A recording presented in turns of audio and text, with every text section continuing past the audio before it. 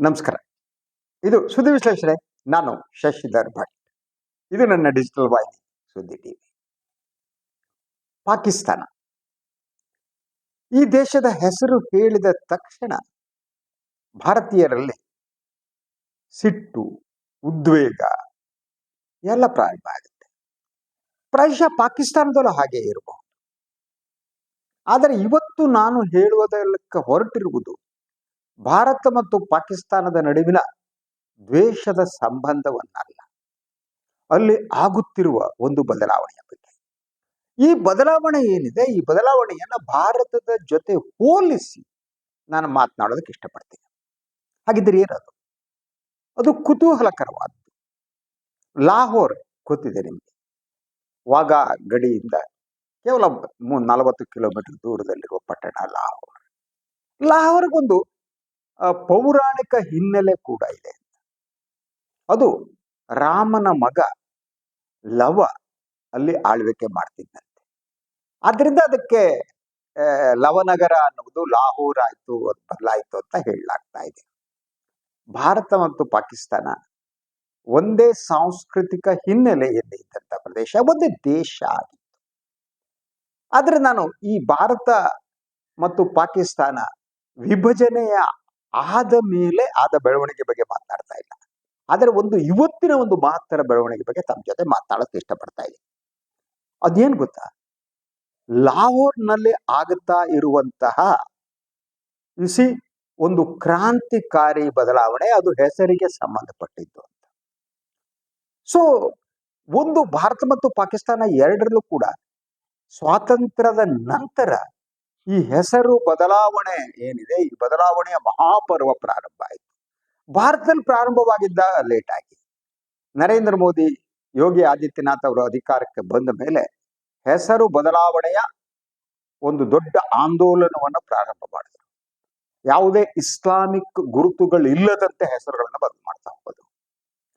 ಮೊಘಲ್ ಇತಿಹಾಸವನ್ನ ಇತಿಹಾಸವಾಗಿಯೂ ಸ್ವೀಕರಿಸದೆ ಅದನ್ನ ಮರೆಮಾಚುವುದು ಪ್ರಾರಂಭ ಆಗಿದೆ. ಪಾಕಿಸ್ತಾನ ಇದಕ್ಕೆ ಹೊರತಾಗಿರ್ಲಿಲ್ಲ. ಪಾಕಿಸ್ತಾನದಲ್ಲೂ ಕೂಡ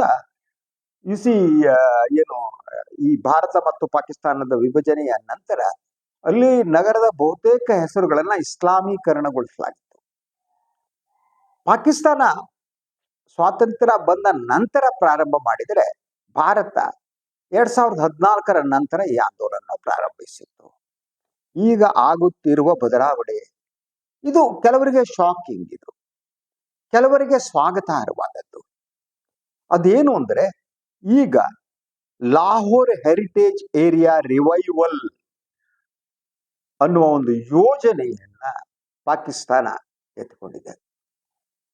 ಈ ಒಂದು ಹೆರಿಟೇಜ್ ಏರಿಯಾ ರಿವೈವಲ್ ಯೋಜನೆಯ ಮೂಲಕ ಲಾಹೋರ್ನ ಬಡಾವಣೆಗಳು, ರಸ್ತೆಗಳು, ಬೇರೆ ಬೇರೆ ಇದೇನಿದೆ ಅದಕ್ಕೆಲ್ಲ ವಿಭಜನಾ ಪೂರ್ವ ಹೆಸರುಗಳನ್ನ ಪುನರ್ನಾಮಕರಣ ಮಾಡಲಾಗ್ತಾ ಇದೆ.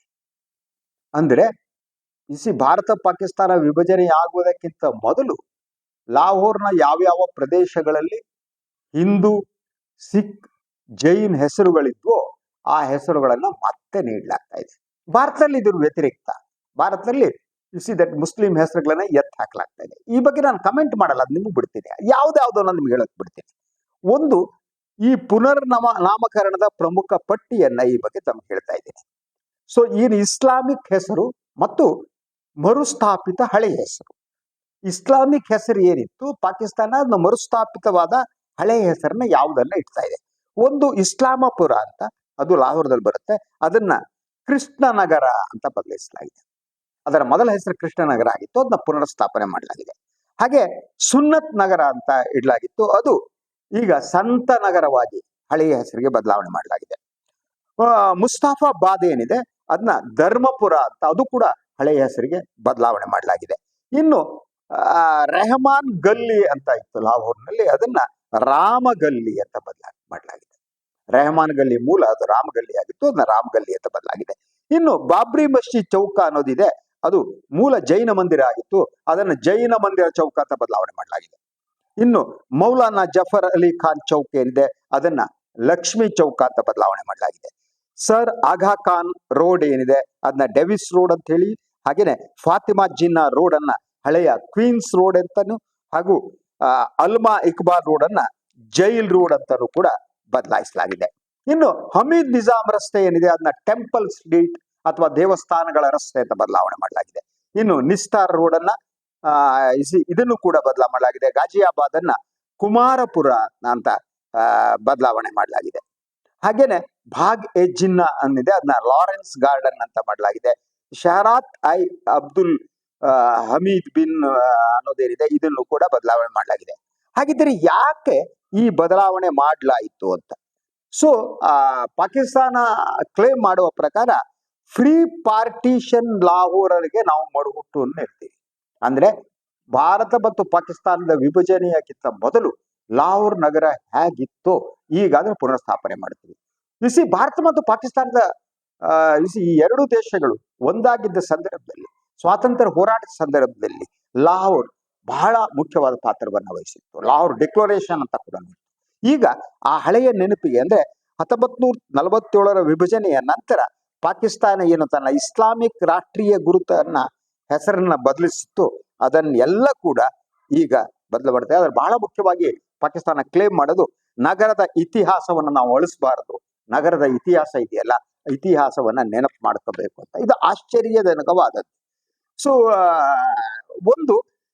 ಇದು ನವಾಜ್ ಶರೀಫ್ ಮತ್ತು ಮರಿಯಂ ನವಾಜ್ ಏನಿದ್ದಾರೆ, ಮರಿಯಂ ಅವರ ನೇತೃತ್ವದಲ್ಲಿ ನಡೀತಿರುವ ಒಂದು ಯೋಜನೆ ಆಂದೋಲನ. ಅಲ್ಲಿ ಸರ್ಕಾರ ಇರೋದು ಮರಿಯಂ ನವಾಜ್ ಅವರು ನವಾಜ್ ಶರೀಫ್ ಅವರ ಮಗಳು.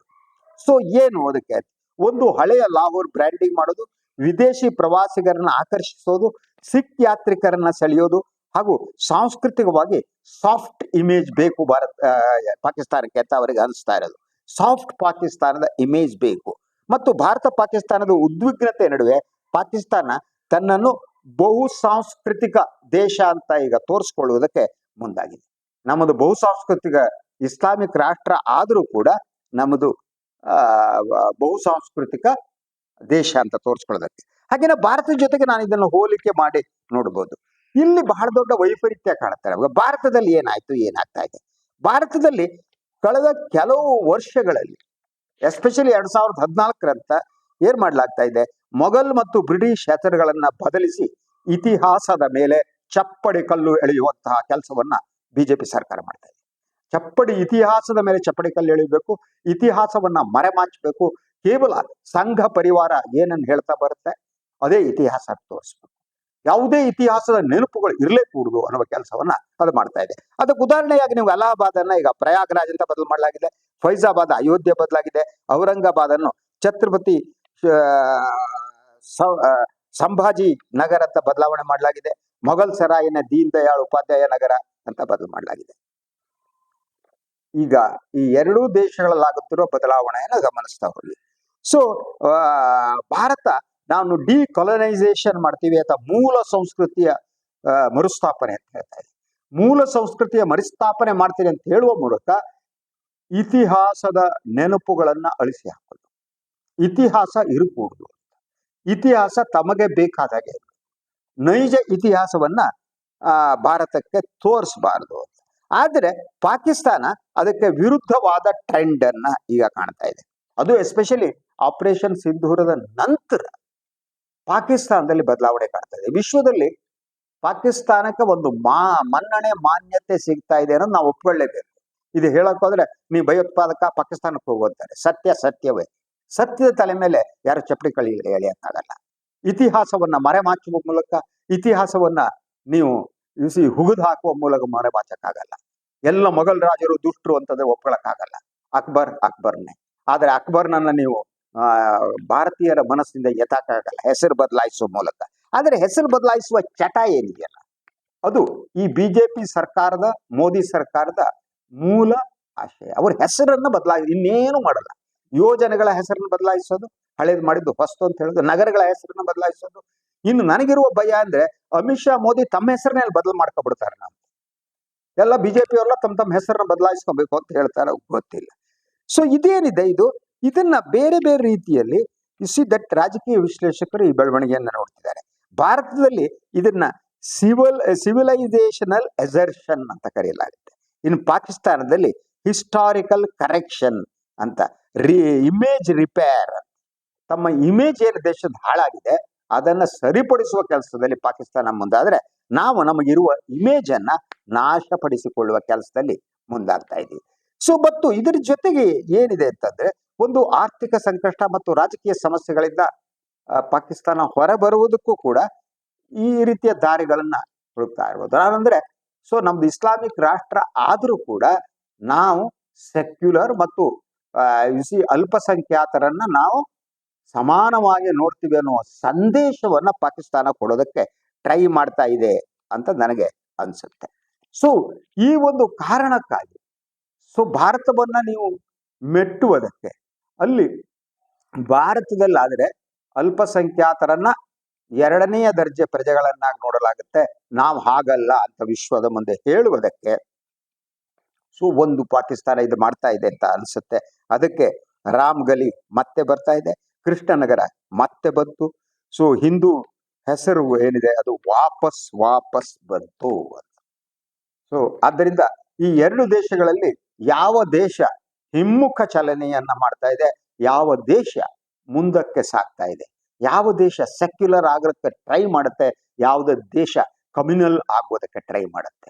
ಸೊ ಇದನ್ನ ನಾನು ಕೊಟ್ಟಿರುವಂತಹ ಈ ಒಂದು ವಿವರಗಳಿಂದ ತಮ್ಗೆ ಅರ್ಥ ಆಗಬಹುದು, ತಮಗೆ ಅರ್ಥ ಆಗುತ್ತೆ ಅಂತ ಅಂದ್ಕೊಂಡಿದ್ದೀನಿ.